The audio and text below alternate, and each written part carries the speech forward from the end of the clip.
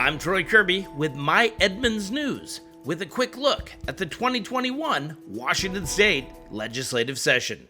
House lawmakers debated Engrossed Substitute Senate Bill 5263, concerning defenses in personal injury and wrongful death actions where the person injured or killed was committing a felony. The bill passed the Senate 2820 on March 5th, passing the House 5642 on April 8th, and will now go to the governor's office for an opportunity to be signed into law. The felony bar defense is a total defense to a lawsuit when someone sues, right? I mean, if you can prove on the defense side that the person was committing a felony that caused an injury, lawsuit over, lawsuit's gone, okay? So that's a very, very powerful defense. There are a couple of ways that you could do this or have this defense. One is you could not have it at all. That's what a bunch of states do. A bunch of states don't even have this as an option. Another option is that you could have it, but only after someone has been convicted in criminal court of the felony. That's another option. I think Alaska does that for some felonies. A third option, which is what the prime sponsor has chosen here, is you can still have that option, but if you're going to take advantage of this incredibly powerful, complete bar to a lawsuit from the allegation that someone committed a felony, you're going to have to prove it the way you prove a felony, with the criminal standard of proof beyond a reasonable doubt, and not the civil standard of proof, the preponderance of the evidence. Why is it that in our state law we make a very strong and powerful bar to a civil action initiated by someone who was committing a felony or that person's estate, in the case that the person was either injured or killed during the commission of that felony crime? I think the reason why, Madam Speaker, was to keep the people of this state safe.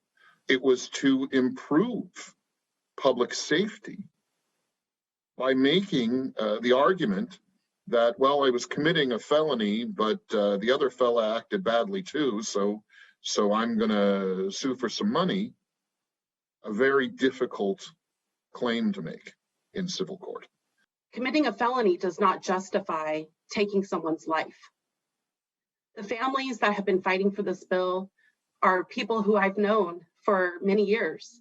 Long before I joined this legislature, my classmate, Danny Bargala Sanchez, her cousin, Renee Davis, was murdered when police were called to do a welfare check on her. She's a member of the Muckleshoot tribe.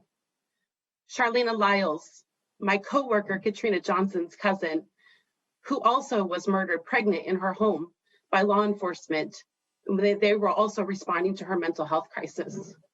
In our own community in the 23rd Legislative District, just 2 years ago, Stoney Chiefstick was murdered at a 4th of July event because he had a screwdriver in his hand and was having a mental health crisis.